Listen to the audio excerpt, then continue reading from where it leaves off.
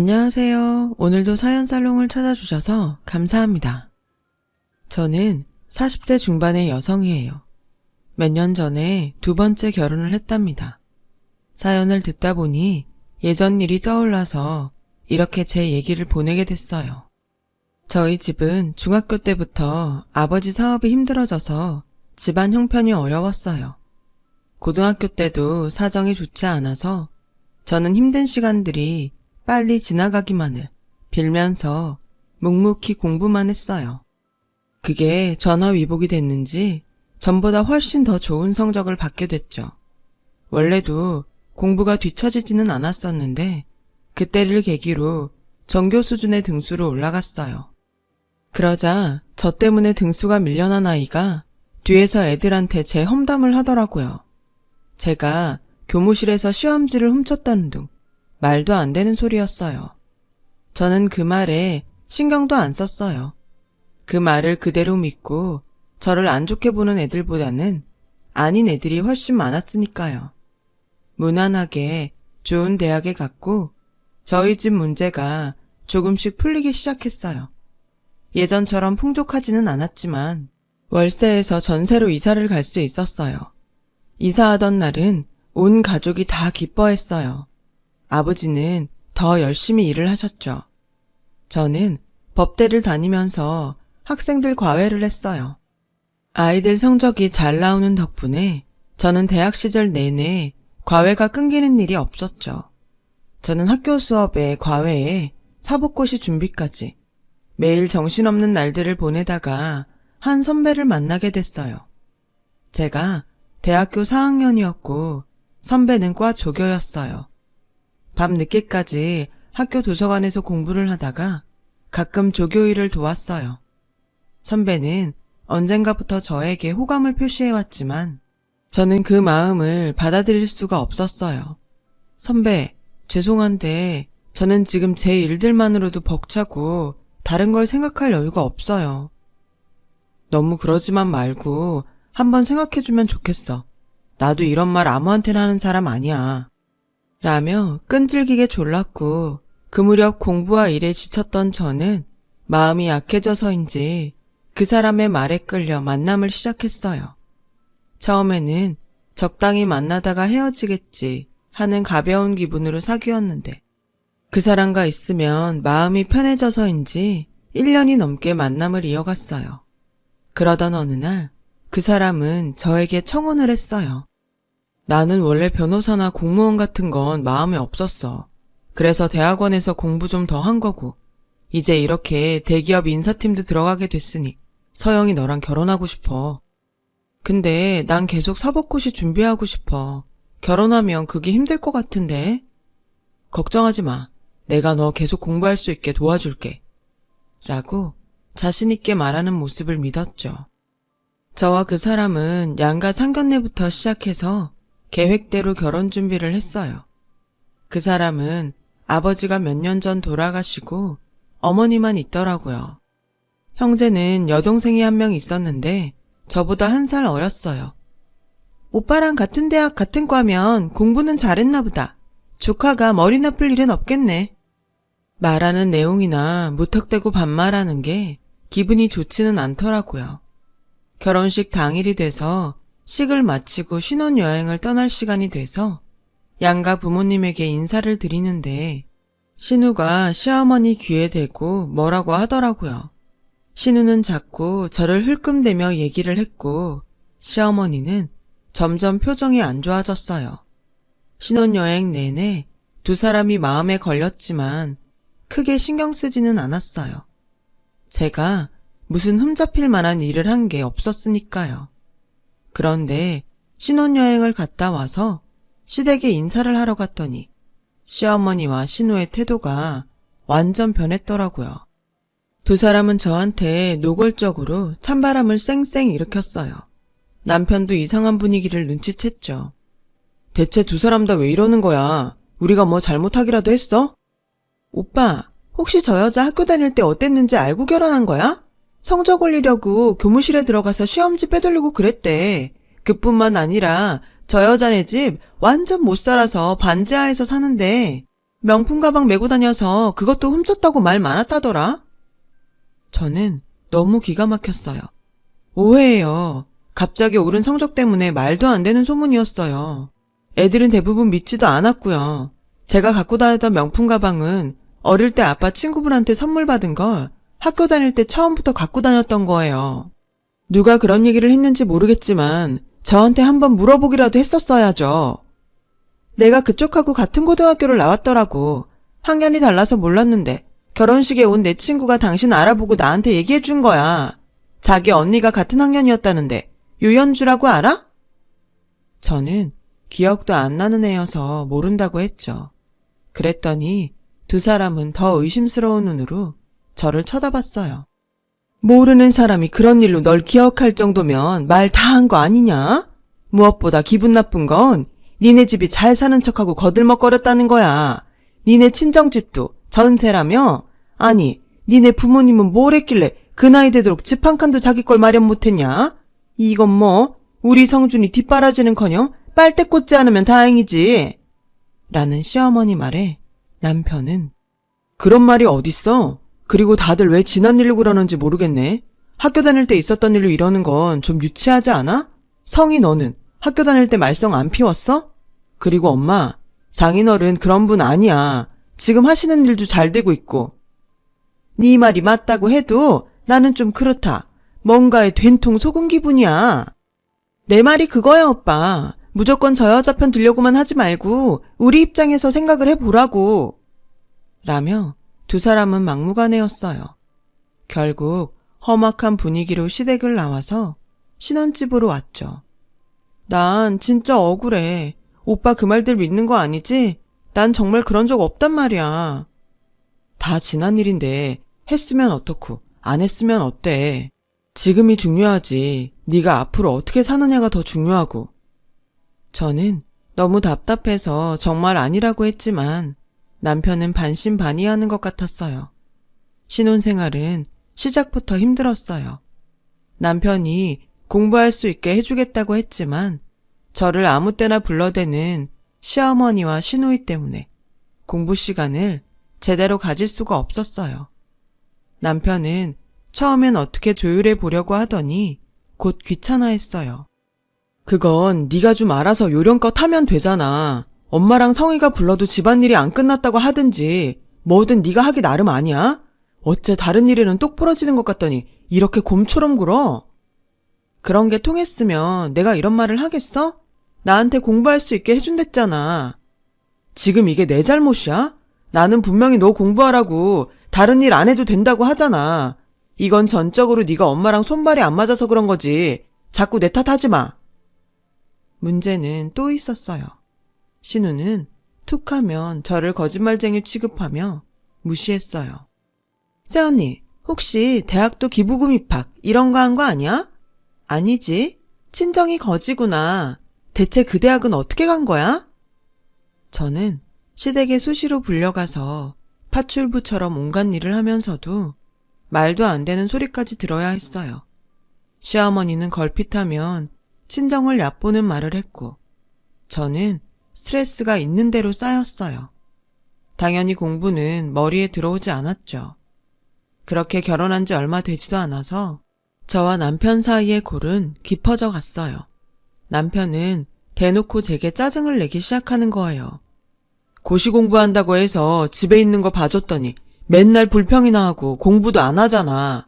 이럴 거면 취직을 해. 요즘 너같이 집에서 노는 사람이 어딨어? 다 맞벌이 하는 시대에 나만 뼈 빠지게 벌어서 너 먹여 살리는 건 아니잖아. 나한테 고시 공부 시켜주겠다고 약속한 건 오빠야. 그걸 어머니랑 동생 핑계대고 네가 알아서 하라는 식인 거잖아. 여태까지 내가 공부할 수 있게 오빠가 해준 게 뭔데? 뭐? 일? 그래, 나도 일하고 싶어. 근데 내 일은 고시에 합격해야 할 수 있는 일이잖아. 내가 진짜 너한테 말 안 하려고 했는데 고시에 아무나 붙는 줄 알아? 너는 어떻게 네가 고시에 합격할 거라고 생각하는 거야? 넌 가만 보면 너 스스로를 너무 대단하게 생각하는 것 같더라. 나도 포기한 걸 너는 무슨 자신감으로 될 거라는 거야? 저는 뼛속까지 저를 무시하는 남편의 태도에 너무 화가 나고 억울했어요. 왜? 열심히 하면 되는 거지. 해보지도 않았는데 어떻게 그런 말을 해? 그러다가 그 사람의 속내를 알게 되는 일이 있었어요. 제가 친정에 가서 하룻밤 자고 온다고 했다가 밤 늦게 돌아온 적이 있었어요. 현관문을 여는데 거실 불이 환하게 켜져 있고 시끌벅적하더라고요. 남편과 웬 남자 셋이 제가 온 것도 모를 정도로 시끄럽게 떠들면서 술을 마시고 있었어요.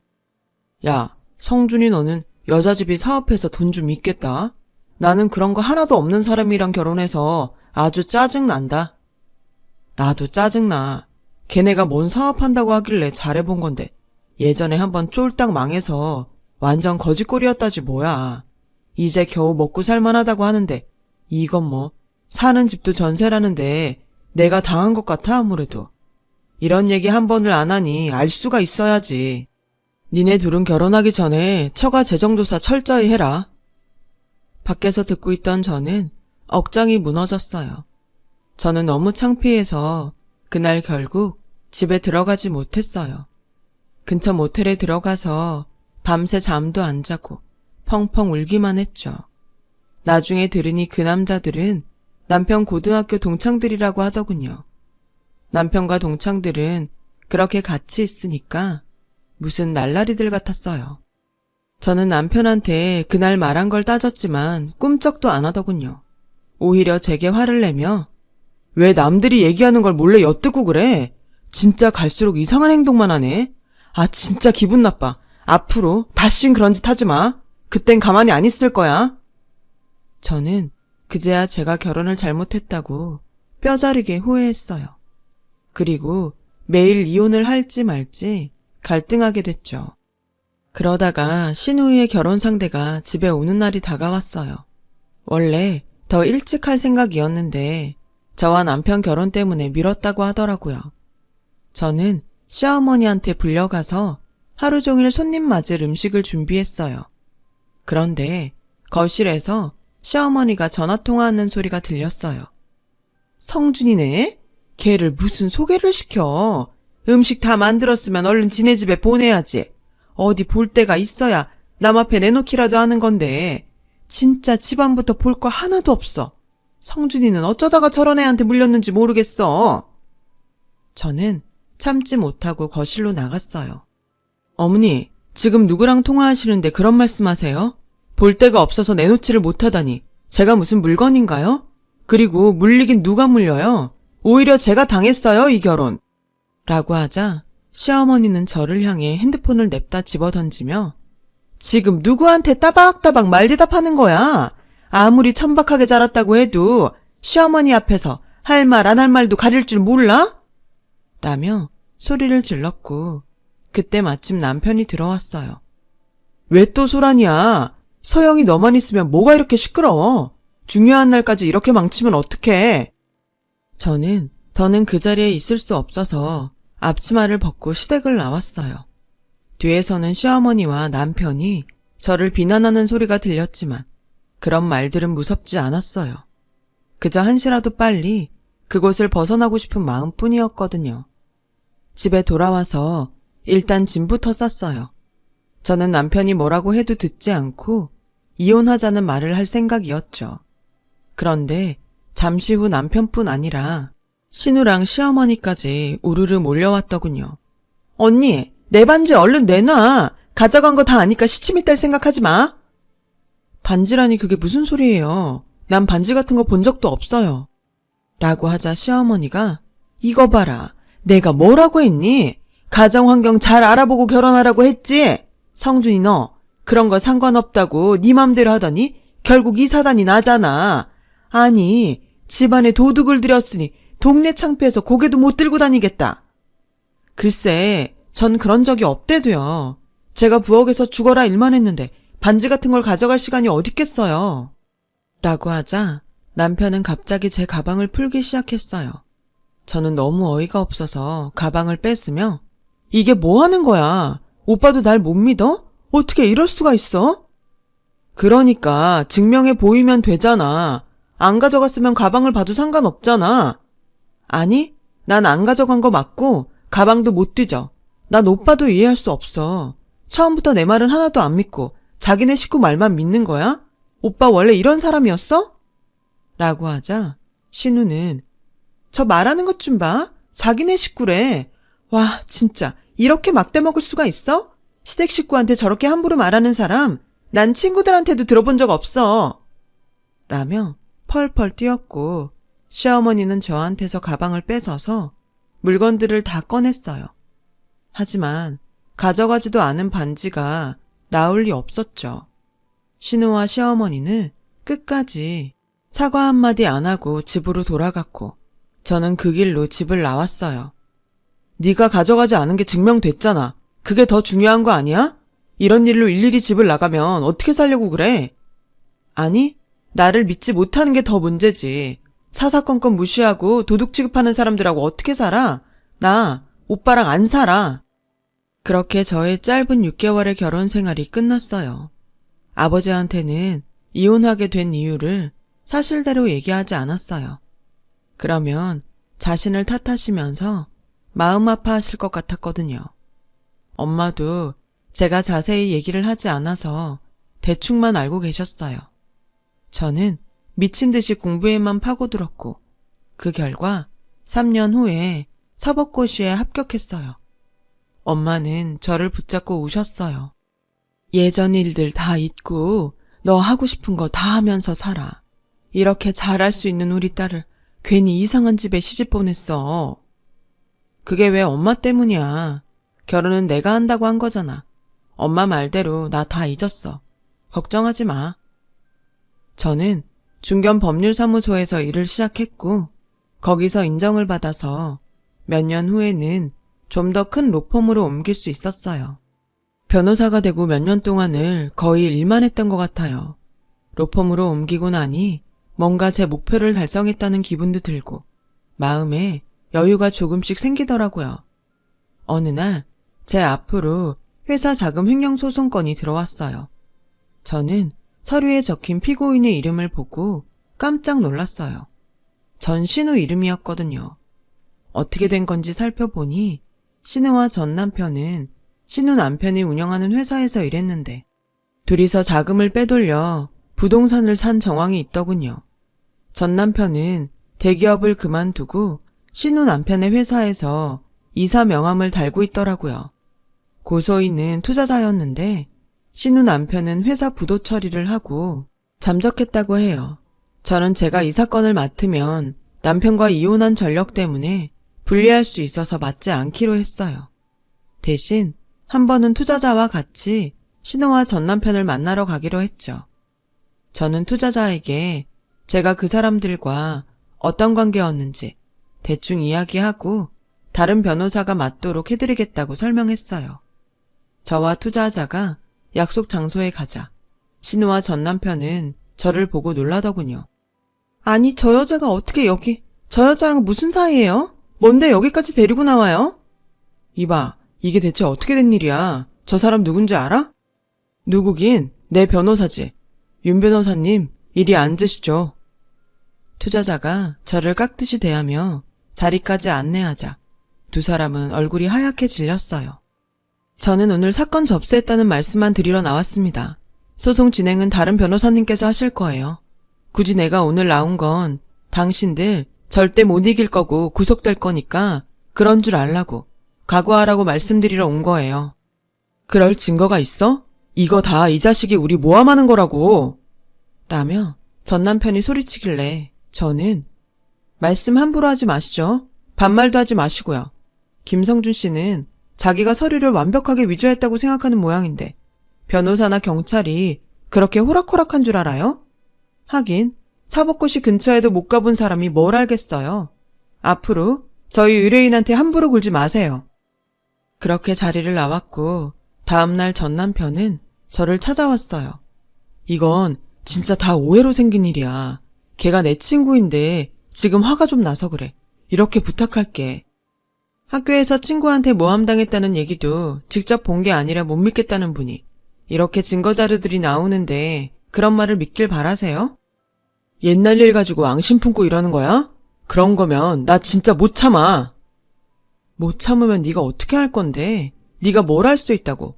말했다시피 난 그 사건에 관여 안 해. 우리 회사로 들어온 사건이라 잠깐 인사만 한 거라고. 그리고 내가 말했지? 말 함부로 하지 말라고. 내가 아직도 네 후배고 와이프인 것 같아? 넌 범죄자고 나는 변호사야. 라고 하자 그 사람은 그제야 비굴하게 허리를 굽히며 그러지 말고 어떻게 좀 안 될까요? 형사소송이라도 취하할 수 있게 부탁드립니다.